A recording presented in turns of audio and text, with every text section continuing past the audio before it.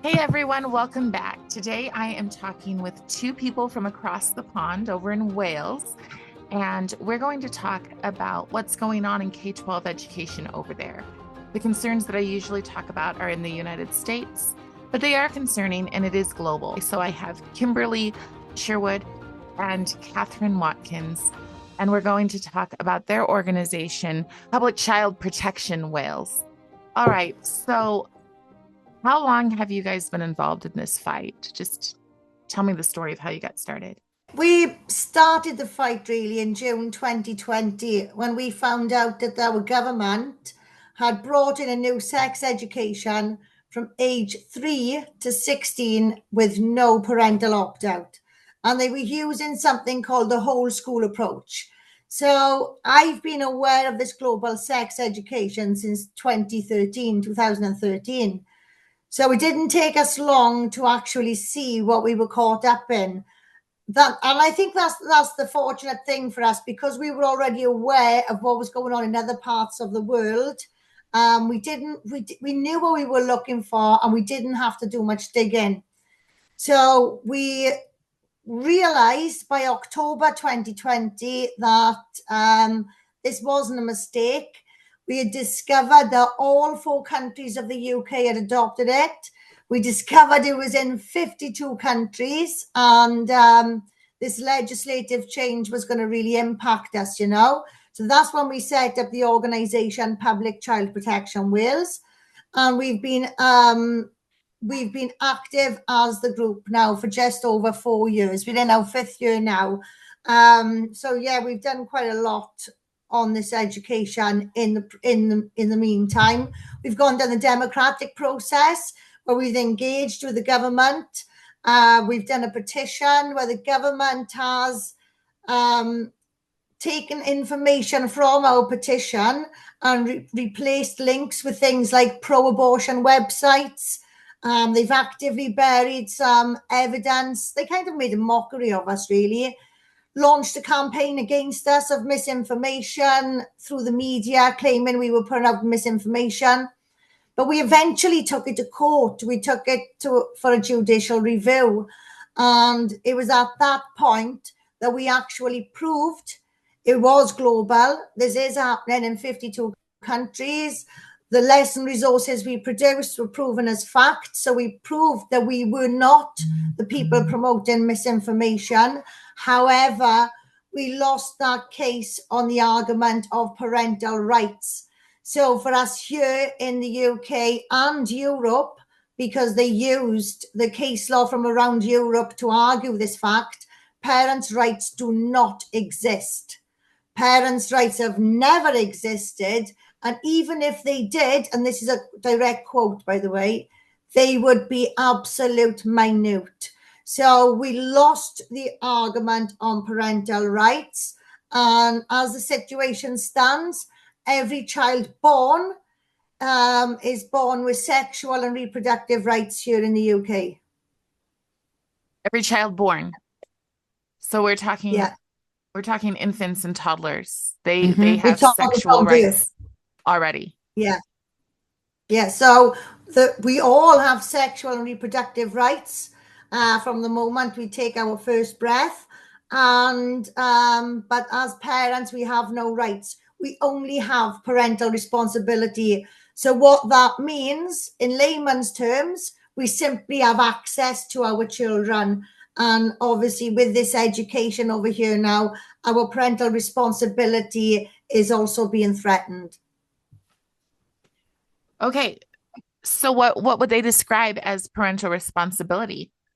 You pay the bills? So, well, this is it. Parental responsibility simply means we are responsible for raising the children to the criteria then, because I'm not going to say standards because there is no standards, the criteria set by government. And if we do not meet that criteria, that's when our parental responsibility is being threatened. And that's when we're at risk of losing access and custody of our own children.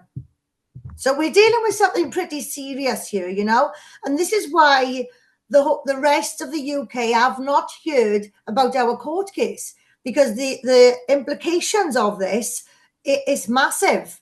You know, nobody wants to know they've got no parental rights. And that's why they've buried our case. And that's why not a lot of people understand what's going on here. But it's, you know, it's crucial. Everybody understands exactly where this is going. So did this just pop up overnight for you? Did really? Yes.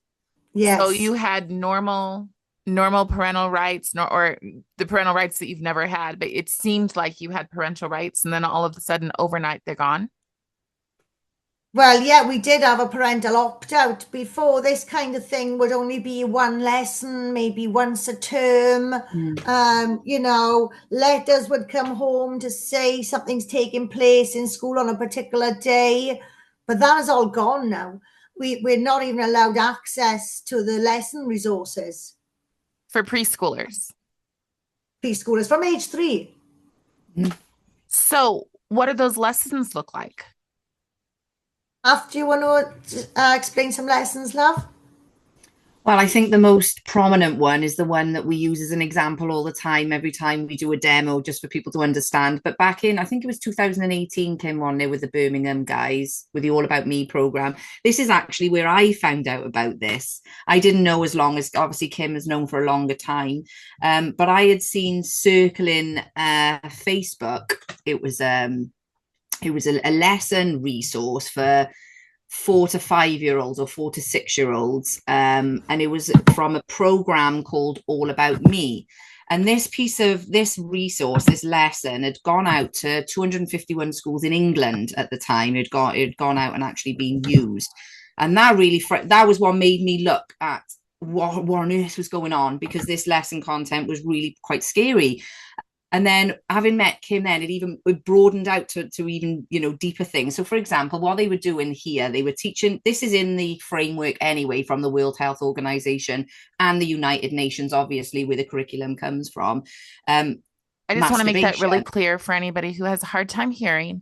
This is World Health Organization and United Nations. United Nations, or UNESCO, which is the education branch of the United Nations. It comes from those two. And in those two documents, you've got something called the matrix. And in that matrix, they've got ages. So it's 4 to 6, 6 to 9, 9 to 12, 12 to 15, and 15 up, I think it is. And what it actually does is tell you the information fed into the child, and then the skills and attitudes that they want to see coming from this sort of thing. So in it is masturbation. This is I think this was maybe 0 to 4, Kim, wasn't it? It starts at 0 to 4. Sorry, I missed that one out. Yes. Is masturbation in it. So, but what they've done is they've started to call it self-stimulation, which is basically exactly the same as masturbation. It just sounds a little bit softer. So this lesson resource was basically on self-stimulation and telling little children from age 4 that it's absolutely fine to touch yourself. It's completely normal and healthy, just like picking your nose, but you shouldn't do it in public. If you're going to do it, you should do these things in private, maybe in the bath, or in your bedroom or whatever. So when I met Kim then, and she pointed out the blatant obvious thing there is that you don't teach children masturbation at all anyway, but a deeper understanding of that then, from a criminological aspect of it, is when children are being abused, they act out. Instead of saying something, they will act a certain way, and sometimes that is touching themselves. So you would have cause for concern then to investigate that situation.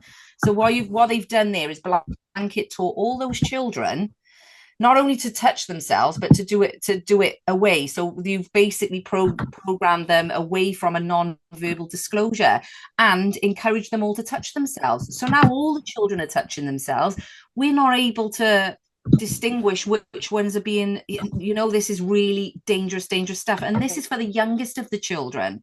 Right. So we're looking at this sort of material. And the other things that they're doing is, I'll let Kim explain this one, but I'll just go into it a little bit, is naming body parts. So from age, I think it's 5, Kim, is it 5 or 6, is naming body parts, but their proper name. So I'll let Kim explain this. So this is how they're actually selling it to us then as a safeguarding thing. If they're saying, if children can, if they're aware of what, a vulva is and a vagina, then stops abuse, which we know is nonsense. But I'll pass you over to Kim for that.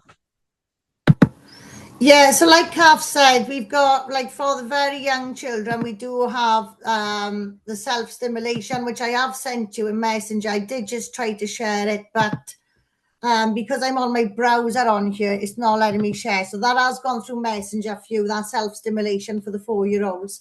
So when it's from age 3, they are teaching children, they are claiming is correct terminology for body parts. So vulva, scrotum, testicles, and, you know, this is being sold as safeguarding.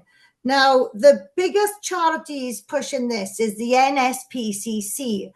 As a criminologist, I know that when a child can confidently engage in conversation about their genitalia, a predator sees that as consent. Now, this for me in my studies is you know, it's one of those things. It's common knowledge. It's forefront in my mind, you know.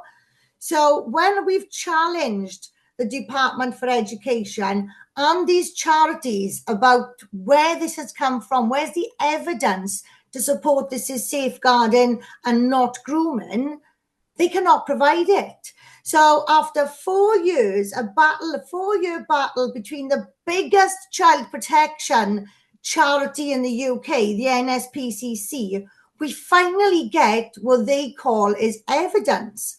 And this was in the form of 2 studies by the same person, a lady called Walsh from New South Wales in Australia. And these studies are simply an overview of sexual prevention programs. It does nothing at all to identify what safeguards and how it safeguards. There is absolutely nothing in it at all. So what we're dealing with now is 3-year-olds in this country talking openly about scrotums, vulva, penis, what feels good.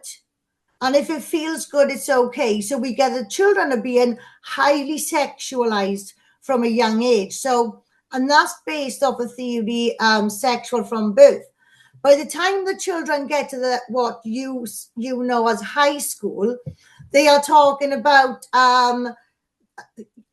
orgies, basically, you know, threesomes, gags, anal sex, bondage. And again, the NSPCC has been behind some of this. The most recent thing of all, they're discussing this in the Houses of Parliament. Our children are being taught how to choke their partner safely during sexual intercourse. So, you know, there's no limitations. They're being taught on this in school. Yeah, they're being taught this in school, actively being taught this in school. So, and this has been spoken about in Parliament. This is not hearsay. We have members of Parliament actively speaking about this. And then they manipulate the public and pretend they do an investigation. But that investigation, then, the findings are not in the public interest. So we don't get to see what those findings are. So everything here is baseless. We've got the sexualizing of children based off Alfred Kinsey's theory that we are sexual from birth. Then we've got the gender ideology, Dr. John Money. You know, our children are being told from age 3 that the doctor guesses your gender. And the people who are behind pushing this in schools, they don't believe in childhood. They are the ones designing the RSE, so the relationship and sexuality education resources, where children are encouraged from age 3 to draw around their bodies and discuss where in the body it might feel good to be touched. And a lot of the children being targeted by these professors and academics are in schools and units, and they have additional needs. You know, so they are really going for the most vulnerable here. Yes. They've removed all of our abilities to protect our children. They are hiding the lesson resources, claiming they cannot share it with the public because of copyright. The High Court has even sided with these sex education organizations and said, is it not in the public interest to show the parents what the children are seeing in school? So we've got the, like I said, the gender ideology where they've been told the doctor guesses your gender, and then we've got the queer theory where they are breaking down the binaries between male, female, heterosexual, homosexual, and the most important one of all, the binary between adult and child. They and this is in their writings, everything we say here is documented, and we can take you to their academic writing. And they quote things like adult plus child equals okay. And all of this is built off the back of being tolerant, inclusive, and safeguarding. So we really are up against, well, we are not up against it here. Our children are up against it here, and they have gone straight for the 3-year-olds, children aged 36 months. Some of them haven't even used the toilet properly yet. They've been encouraged to touch themselves if it feels good. Yeah, I just wanted to add on that, Kim, as a real life example of the fallout of this. I was told this, I think it was last year, back in the summer. And this was actually very local to me, a junior school or an infant school. So I don't know, what would that be? Kindergarten, 4-year-olds, basically. And the only reason I know is because the husband of one of the mums who was involved, he told me, he sent me a message. Nobody else in that school knows, as in other than the parents of the 2 children that were involved. And what had actually happened was, just giving an example off the piece of the lesson resource I was talking about, you can touch yourself and it's fine and it feels nice and whatever. 2 little 4-year-old girls, one of them they basically went out to the back of the classroom, and one of them, sorry, I gotta say it because this is the reality of it, put her fingers up inside the other 4-year-old's vagina. So the school then, they got social services involved, the police were involved, they had them checked over, and then it was hush hush and swept under the carpet. They didn't even tell anyone else in that school, and I'm not saying to tell them who those children are, of course, we need to protect the children, but they didn't even state, look, a situation has happened. And so those this is what I mean, and this is the fallout of it. And it's another example. I was told last year or a couple of years ago, a 9-year-old autistic little boy had gone home, and during the night he had got into bed with his mum, and he tried to have sex with her. So she jumped out of the bed and said, "What are you doing?" And he said, "I'm trying to put a baby in you, because I'm trying to put semen in you to make a baby," because in school that day they were taught explicit sexual intercourse. Now, if that hadn't been his mum and that had been his 4-year-old little sister, you can imagine. So you can see this is happening all over. It's frightening, very frightening. So do they still arrest people for molestation? Because it seems like they're teaching people to be molesters. Yeah, they're teaching that this is it. They can't do anything, can they, Kim? It's like nobody knows what to do. It's like a hot potato. It's crazy. We have had incidents where children have sexually assaulted other children immediately after these lessons. I think that was in Scotland, Kath, wasn't it? Yeah, it was. That did hit the media, but it stays local, and it blows up for one day, and then it just completely disappears. And this is what's happening. We know as well, pornography, that leads to some serious, dangerous stuff, and children are being shown videos on how exciting and how good pornography could be, as long as it's in moderation. And we got, all these images, these colors. He's talking about the different types of porn and how you just got to be 18 to watch it. And again, that's leading to desensitization. That's leading to assaults. And it sounds like Brave New World. Yeah, it does. It really does. Times I've said that, Kim, isn't it? Because I read Brave New World only about 3 years ago, actually, and it'd come up on my radar lots before then, but I finally managed, and I was reading it, and I can remember saying to Kim, this is what it is. This is a Brave New World. This is exactly what, and that was obviously written, just as a side note, that was written by, what was his name? Julian Huxley. No, what's the other one? Huxley. Aldous Huxley, and his brother, Julian Huxley, was one of the first directors for United Nations, UNESCO.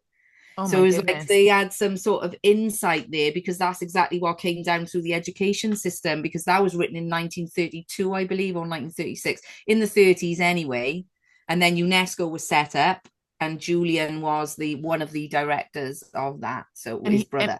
and he probably got it from Antonio Gramsci, right? Because Gramsci was trying to teach children about sex and why. Why?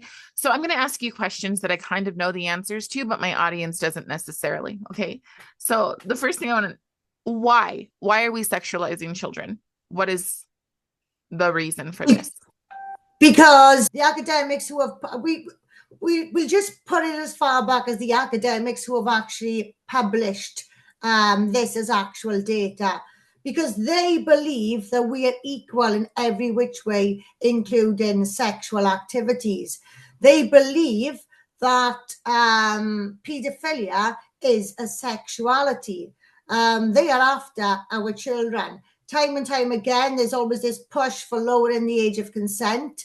And when you look at the work of Dr. Alfred Kinsey, they had actively sexually assaulted and documented the assault of children aged 2 months old. Now, like I said, they believe children consent. Okay, now and their definition of consent will differ person to person, but a lot of that boils down to enthusiasm or confidence. And if children can confidently and enthusiastically discuss these intimate parts, and let's be honest here, when you're touching these sensitive areas, it does feel good. Mhm. And when a child is actively saying, yeah, that feels good, then that is consent. A child in their eyes is a willing, and this is a quote, these are not my words, okay, these are words of other people out there. They are partners, they are willing partners, and we are the people that stopping children being equal, willing, consensual partners in their eyes. So by cutting us out and going directly to the source, that is what this is all about. That our children, they believe, are equal sexual partners, and they have done everything in their power for the last 100 years to try and prove that.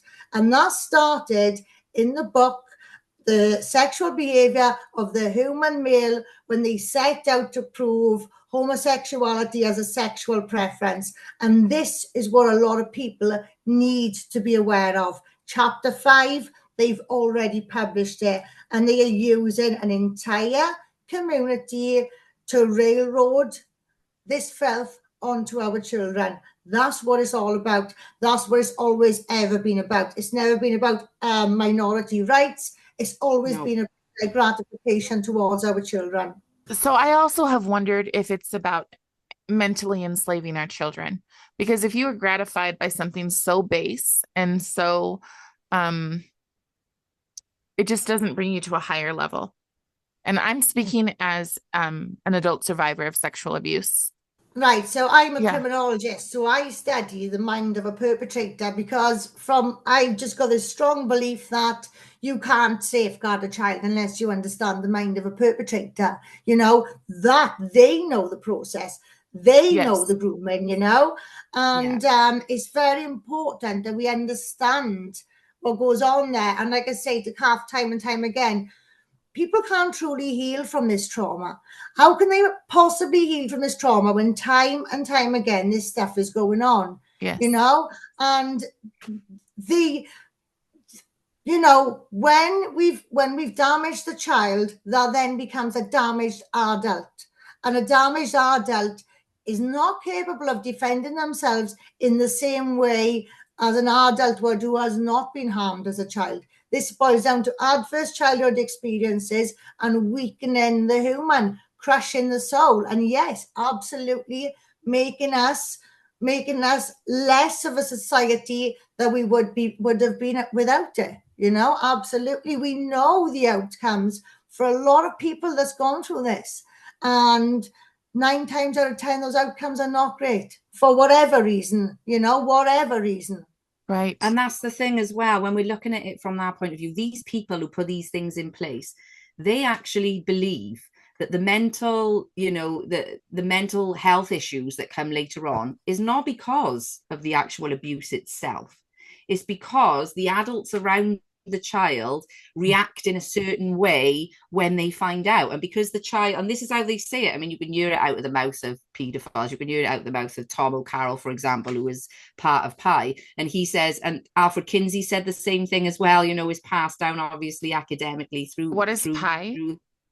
The paedophile information exchange, which ran in the UK for a decade, from 1974 to 1983 or 84. Actually, it was funded partly by the government as well. They were an open paedophile group, the paedophile information exchange.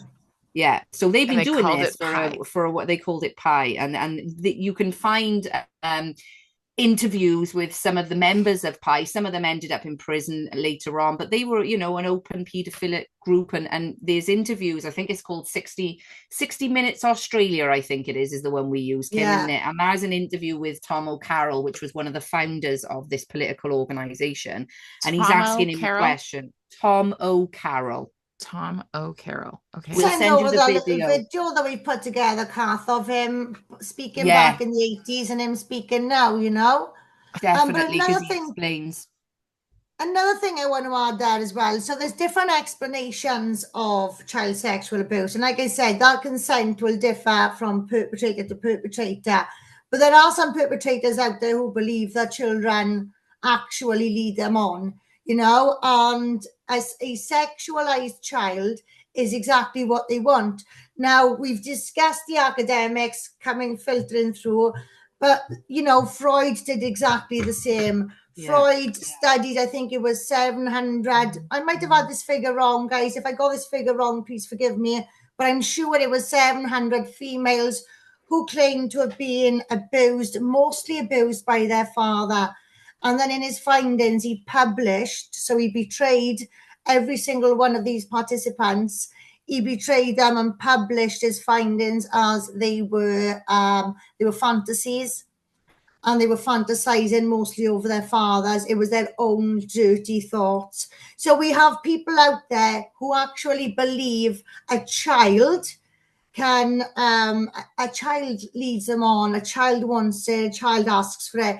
So, you know, these are the kind of people then we've got working behind the scenes. These are the kind of people who are referenced and documented in our children's education. Is there any wonder we're having this discussion, you know? Well, yes. How did the regular everyday person begin to accept this? Exactly that. Yeah. Well, this is it. So on the one hand, they're being desensitized against sexualized behavior. And on the other hand, the magnitude of child sex abuse, the thought of child sex abuse is so taboo, the brain doesn't even want to go there. The brain doesn't even want to think about it. So when we're trying to explain the dangers of this and what it can lead to, that part of people completely shuts down. Okay.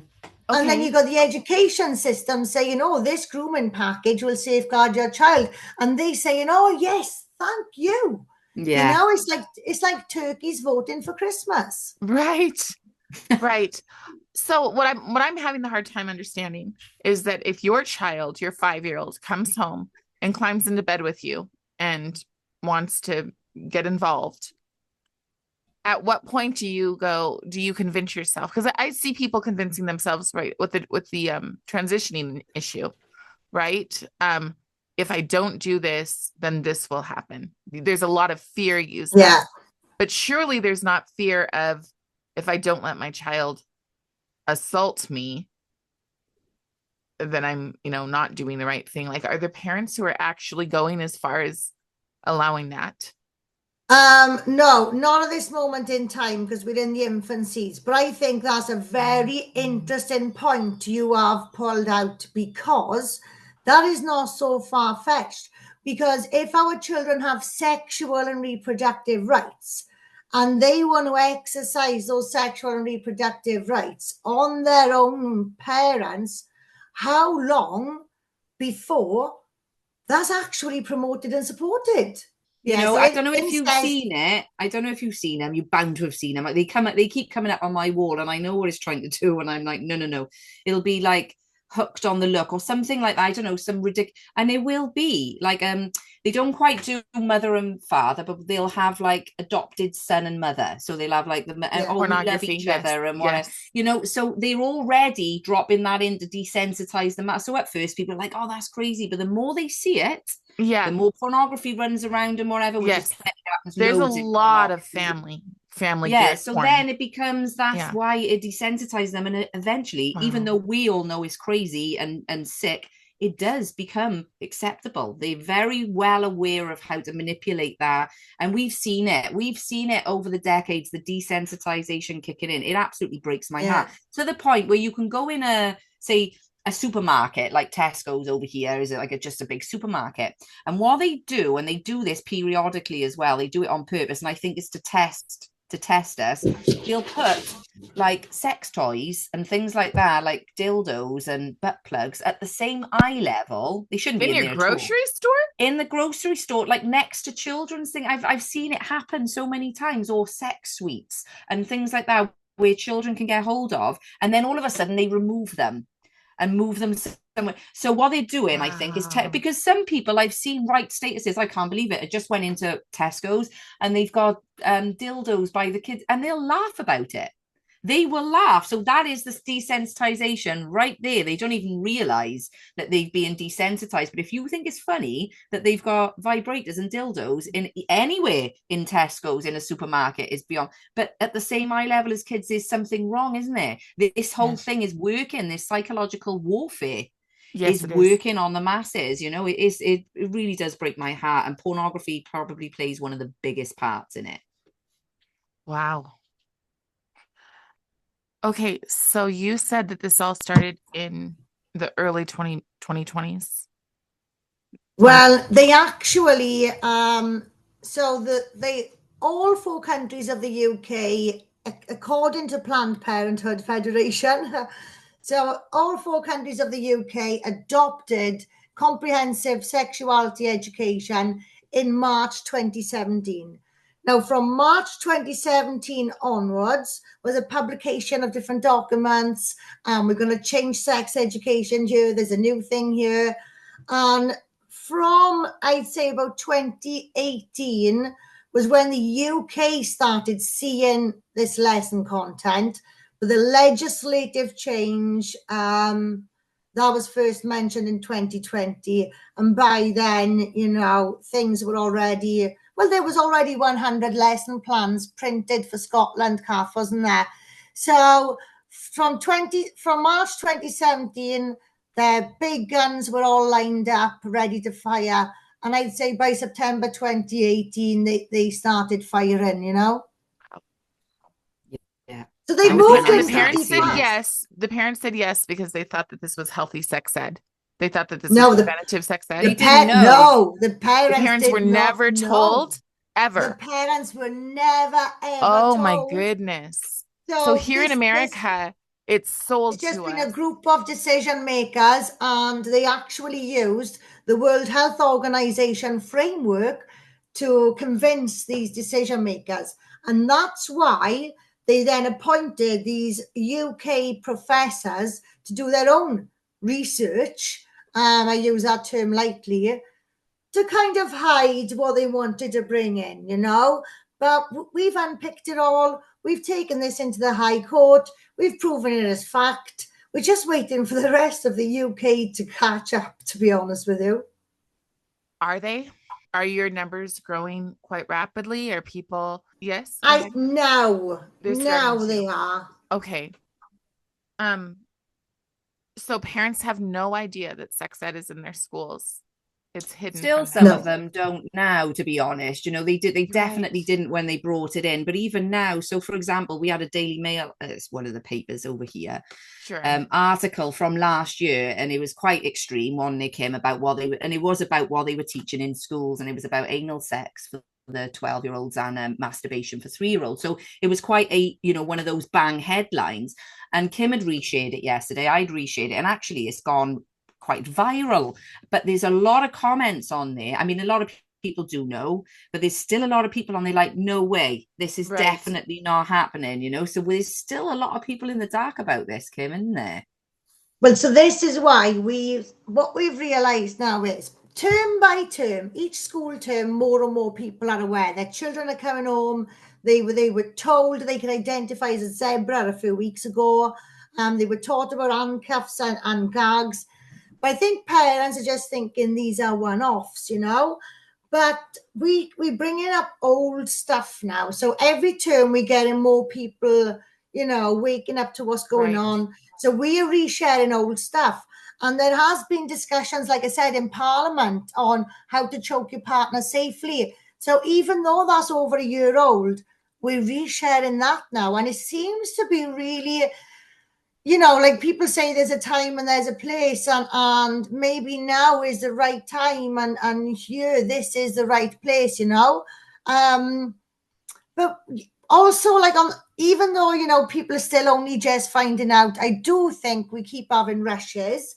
Us here in Wales, we have 22 local authorities, so that's what you would call states, I think. Okay. And we are the only country in the whole world who has 22 WhatsApp groups, you know. So even though people do not know, every single local authority in our country is being challenged. They know, people in that local authority know.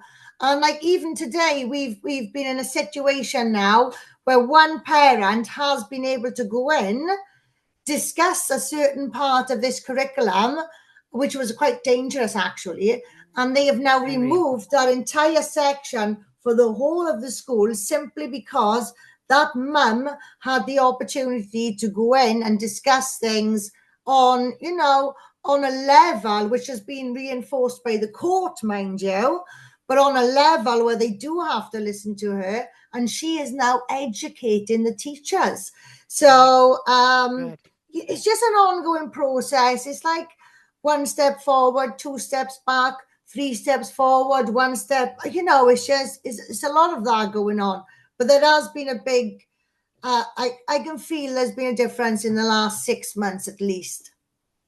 So you guys are more of subjects and you do what your government says because of the style of government you have, correct?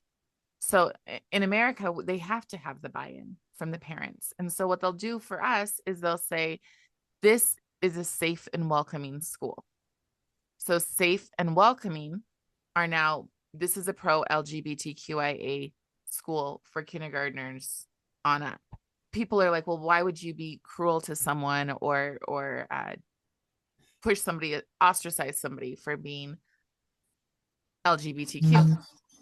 But the issue, I think, is that you say we're safe and welcoming to these groups, but then you say, well, we have to teach them how to have sex because that's what is inclusive. We don't want anybody to feel like their way of having sex as they get older is inappropriate. And that's kind of how it sneaks in to little tiny towns in the middle of Utah, which is kind of insane because that's where I'm at. I'm in a tiny rural town that, you know, you'll drive to the grocery store and there will be people on horseback going next to you. It's a lot like that in Wales as well. We have a lot of rural areas. What we have seen, there has been long-standing head teachers or principals, I think you call it there, in these little schools, these little back of the village schools. And all of a sudden they've disappeared during the summer and they've been replaced by a world-class teacher with qualifications coming out of their years. And it's like, hang on a minute, you're actually going to work there? You know, but this has been planned out. You know, these people are there for a reason. And what was you talking about? Safe and welcoming. Well, for us here, it is children's rights. We are a rights-based school. We are a rights-based approach. But what parents don't realize is that doesn't mean parents' rights. That means sexual and reproductive rights. So they've done this all on a rights-based approach, enshrining these rights into law. But these rights only serve their purpose. My eldest boy has autism. So I fought daily for him to have his children's rights, you know. So these rights aren't awarded universally. These rights are used to the advantage of the gender. Yeah, I would agree. That's exactly how they've sold it to us the same way, basically, you know, because you'd think you can just see their reach. If they can go, you know, you into the little rural areas, into these little schools and wherever, they fully intend to do it widespread. You know, they need the whole society on this. And this is exactly how they sold it to us through the children's rights, which sound great. Yeah, I'm up for children's rights until you realize the deeper meaning of what those rights actually were, you know, until you understand that. And obviously the safeguarding issue. If you say to a parent who, you know, they're rushing about, they've got their 9 to 5 job, they're doing this, doing the school run, going out cooking tea and whatever else, and you say this is to safeguard your child, sexually safeguard, there's an element of trust in that person to think, right, okay, well, yeah, you carry on then. They're so deceitful. They're very clever, but massively sly and deceitful. And that's exactly what it is, Common Core out there. What it is, what, you know, Obama brought in for you is exactly the same as what. So in Wales, it's law, it's mandatory. There's no, obviously we explained about the no parental opt-out. And even if you could opt out, the whole school approach makes that impossible anyway. So whereas before you had the one lesson at once every fortnight, 1 hour a fortnight, you could remove your child from that lesson. Now it's in maths, it's in English, it's in geography, in history. There is no getting away from it. And they use that term inclusivity. And now everybody wants to be inclusive, right? Everybody wants to be inclusive. So the minute you go against that, you're a bigot, you're a homophobe, you're a transphobe, you're a right-wing extremist. They've got this all set up nicely in these little pockets, you know, and that's how it's managed to play out. That's how they've managed to get this far with it, you know, and it just wouldn't. Yet even church schools have the same as well, which is because you'd think, okay, well, I'll put my child in a faith school. And I actually managed to get into a school. I'm quite shocked they let me, because my child is home educated and has been for 10 years since she was 4. She's 14 now. So there was a mum who was concerned that her daughter had come home, I think she was 7. She said, Mum, she's in a Catholic school. She said, we read a book today called, I think it was Prince and the Prince or something like that and whatever. So the mum was like, you know, what's going on there type of thing. And then they had a meeting for parents because they do have to give this sort of thing every now and again to make it, you know, satisfy the parent. They had a meeting on RSE, which is relationships and sexuality education. This is what we're talking about. So it was an after school meeting. And I didn't even really know this, mum, but I was kind of sort of, okay, well, I'll just sort of pretend to be your friend or whatever, and I didn't even think, because I've no child in the school, I thought they wouldn't let me in, but actually they did let me in. So we were sat in this little room and it was quite disheartening really, because it was only about 4 parents there, you know, none of the other parents were there. And she was explaining what they were doing, and I had my hand up every 2 minutes, and you could tell she really didn't want me in that room. But I could also tell from her reactions and her responses, because a few times she said she was kind of out of her depth a little bit, because I knew she didn't really know much, you know. So I'm bringing all this stuff out to her, and she said, we have to. It's against the law if we don't. I kind of got her to admit that, you know. But she didn't want to. But I think what they're doing in faith schools, as far as I can see, is the minimum. But they're still doing it. They're still doing it, and they shouldn't be doing it. And it's going against their faith and going. But that's how much of a. Because I've had people say, well, I'll take them out and put them in a faith-based school, and I'm like, good luck, you're not going to get anywhere there either, because unfortunately, if they've got any, I don't know what it's like in America, but in Wales, if any of the schools has got any government funding whatsoever, they have to do it. So it's only private schools or home education but even with a private school, if you've got a head teacher who believes in all of this, then it's up to them if they want to teach it. So even that is not, you know, is still, they've really got us all sort of grounded into this. Home education is probably the only way at the moment. So talk to me about, I know that you guys have heard, I'm sure, of the CAST review. My understanding, and maybe I'm wrong about this, but my understanding was that exposed enough to make some of your parliament go, oh my goodness, we've gone in the wrong direction. Yeah. No, not at all. Yes, no. What's actually happened as a result of that is they have now they are in the process of developing smaller gender clinics. Okay.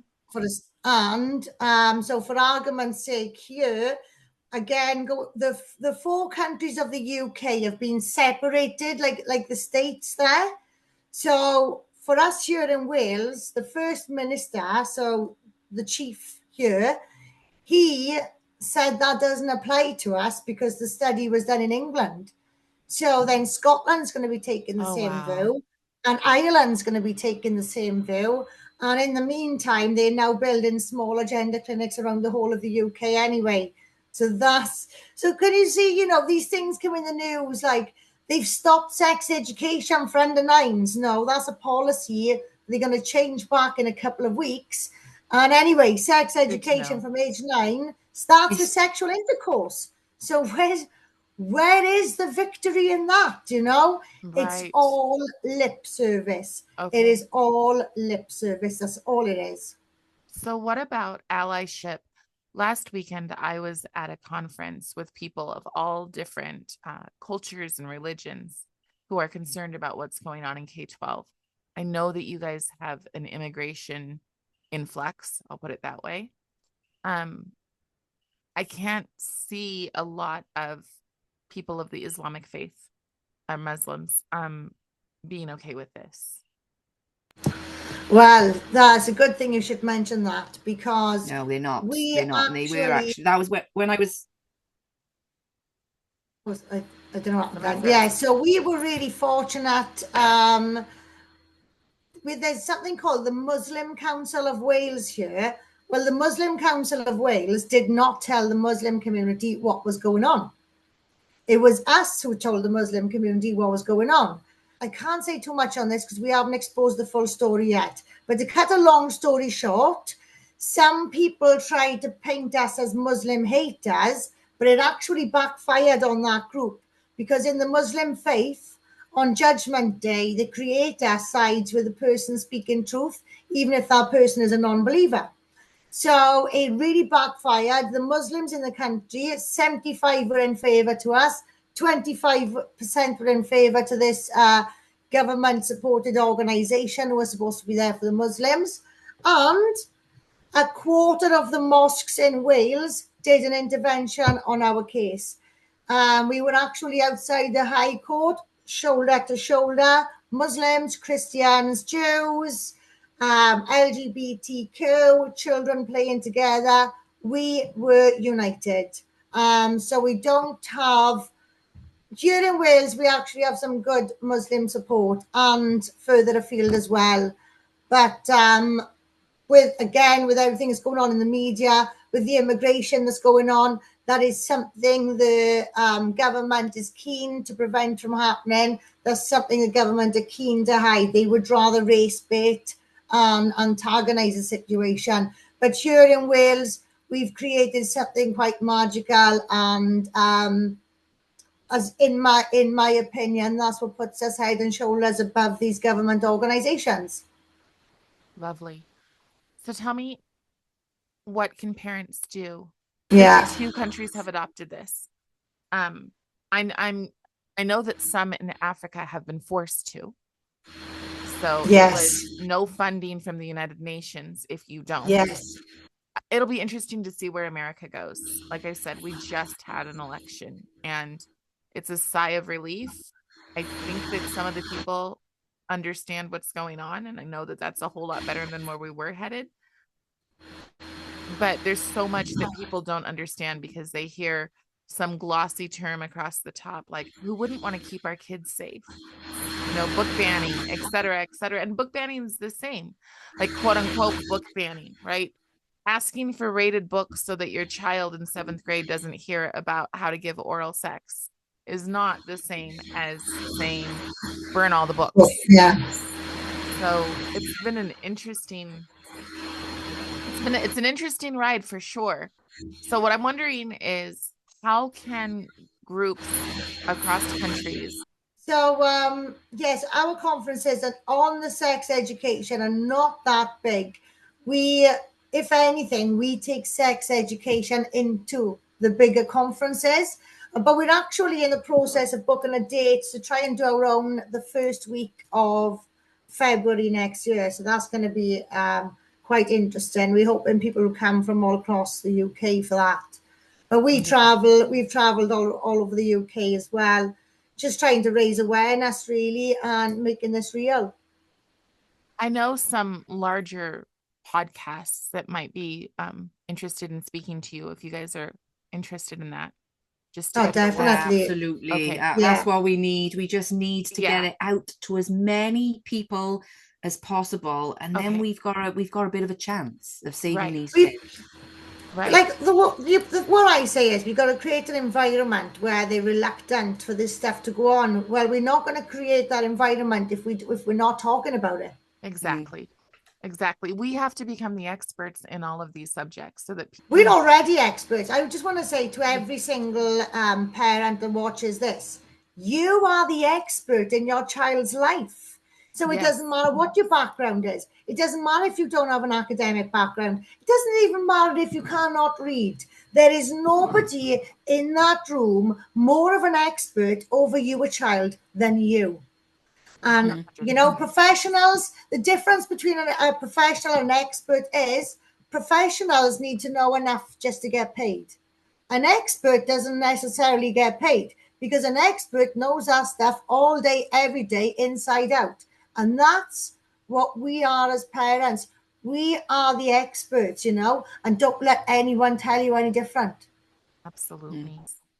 Okay, so if people want to find information, they're John Money is somebody that they should study.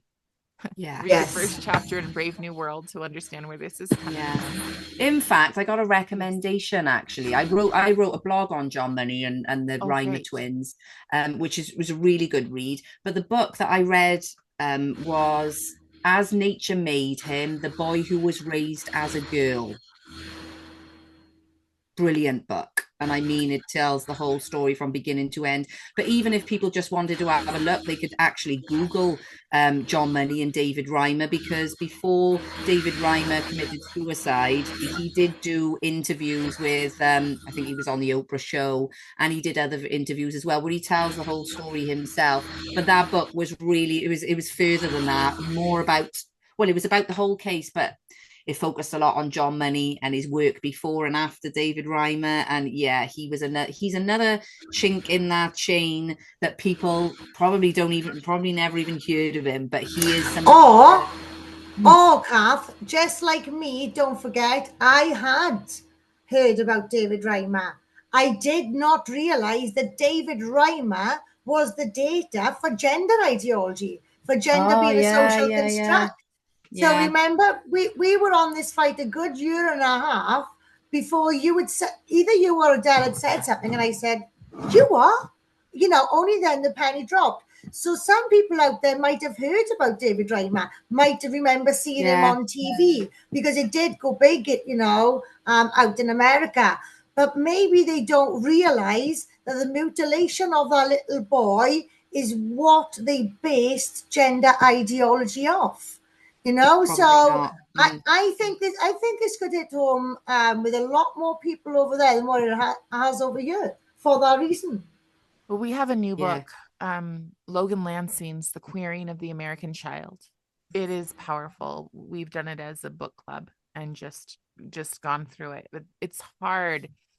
It's hard to imagine that there are any educators that are comfortable with talking to little kids about things like self-stimulation. That just seems like the ideal person to do that would be a child molester. What was the name of that book? The Queering of the American Child. And who's the author? Logan Lansing. It's also available on Audible too. So which I was kind of surprised that they were willing to put it up, but it's it's good, and it's just constant sources, which I really appreciate. He doesn't give really his opinion. He just sticks with the sources and pushes out that, because you know, he became a new dad in 2020 and was like, what in the world are they trying to do to our kids? What can parents do if they start to see this stuff coming in their schools? How can they protect their children? I do. I try to counteract what they're doing.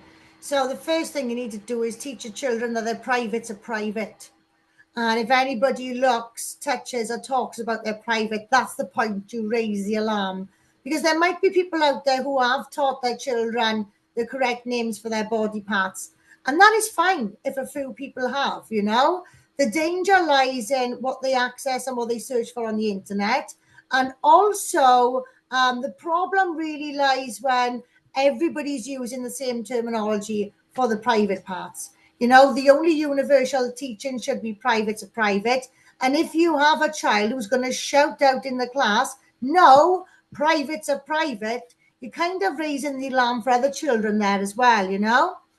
We've also teaching children about groomers, and just point blank, keep everything black and white.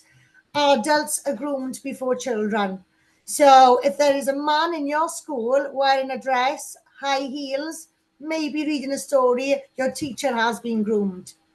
You know, it's just as simple as that. That's how children, we're building up their confidence. There is only two genders, male and female. Simple as that, you know. And it is not hip and cool to be queer.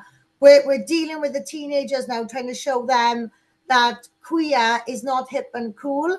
It's actually an academic discipline, which comes from the work of questionable people. So we are getting people to question what they openly support.